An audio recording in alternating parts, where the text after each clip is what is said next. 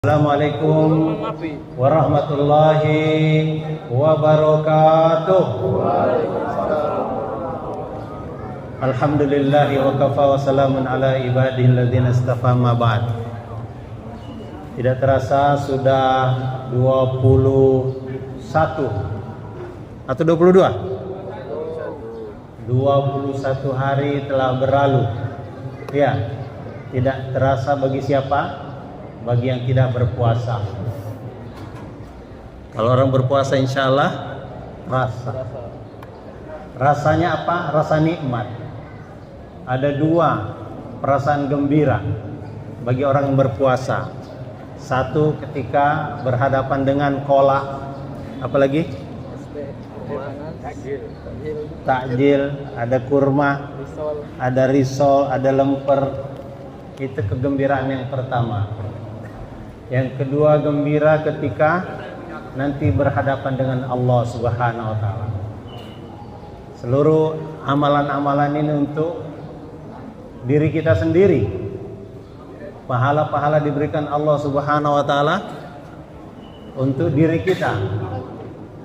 Tetapi pahala puasa ini Allah sendiri yang mengetahui betapa tinggi.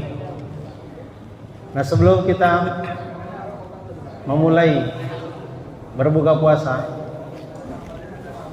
satu bagian dari ilmu yang diajarkan Nabi SAW kepada kita adalah adab. Ada orang masuk masjid tidak dapat pahala, ada orang masuk WC dapat pahala. Di mana itu letaknya? Di dalam adab. Orang masuk masjid kaki kiri ini tidak adab, tidak dapat pahala. Masuk WC kaki kiri malah beradab, berpahala. Begitu juga makan dengan tangan kanan. Jangan pernah makan pakai tangan kiri. Nabi memerintahkan kita makan pakai tangan kanan. Ini perintah.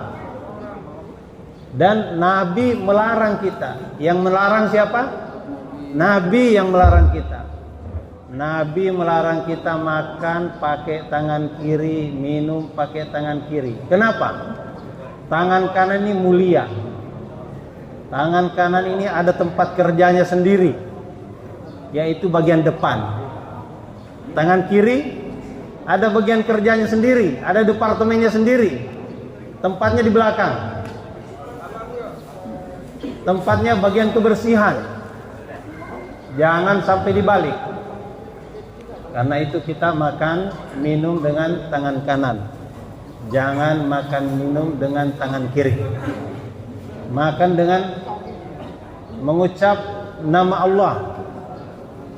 Minum juga begitu, mengucapkan nama Allah. Karena yang memberikan makan kita ini Allah. Berapa lama satu beras nyampe di hadapan kita nih? Satu butir beras ini perlu waktu berapa bulan kalau di Bengkulu? Berapa bulan Pak?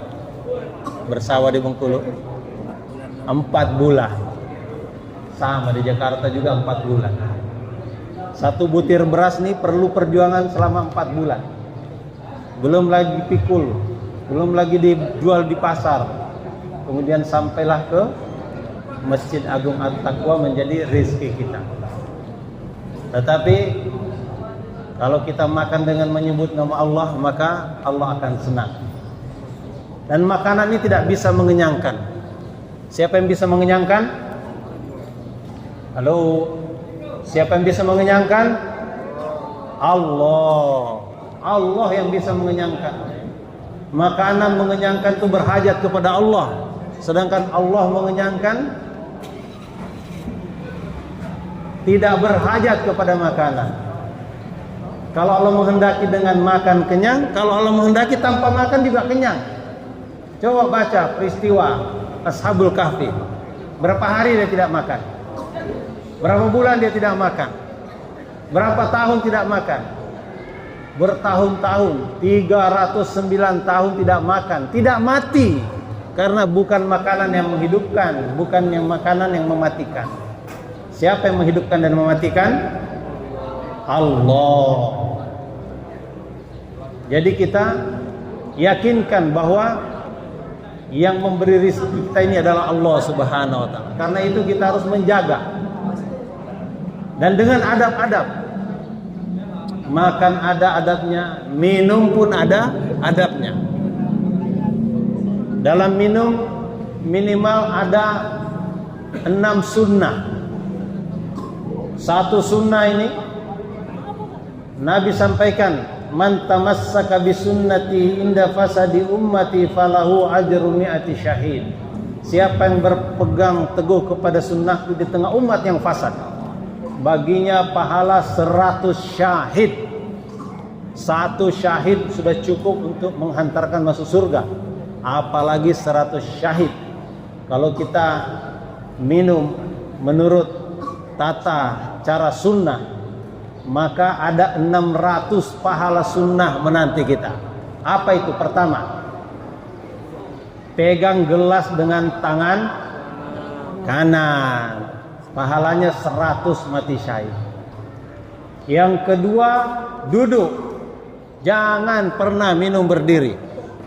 Satu-satunya air yang boleh diminum berdiri adalah air Zam-Zam. Ada rahasia besar di sini. Ahli-ahli kedokteran, ahli sains membuat penelitian kenapa kita disuruh Nabi minum sambil duduk.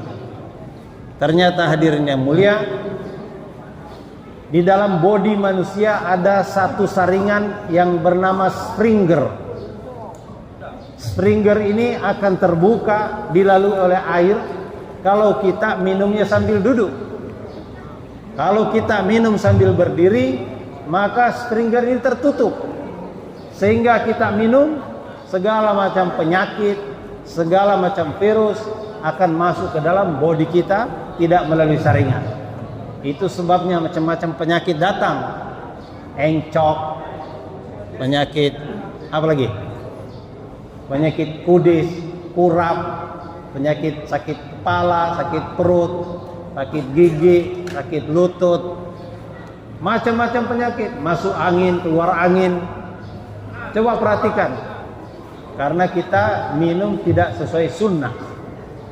Maka sunnah yang kedua adalah duduk. Yang ketiga, lihat. Melihat yang mau diminum itu sunnah. Jangan sampai dikira teh ternyata bensin, oplosan lagi. Dikira Pertalite ternyata pertama. Jadi sunnah melihat. Sunnah yang ketiga. Yang keempat, baca bismillah. Mau minum baca apa? Bismillah. Kemudian yang kelima, minum jangan langsung ditenggak seluruh. Satu gelas gluk gluk gluk gluk gluk, bisa rusak paru-paru kita. Minum bertahap. Yang kelima, minum bertahap. Kemudian yang keenam, ucap alhamdulillah. Coba diulang. 6 sunnah dalam minum. 1, pegang gelas. Kedua, duduk. 3, lihat. 4, bismillah. 5, bertahap. 6, coba diulang lagi. 6 sunnah dalam minum. 1, pegang. 2, 3,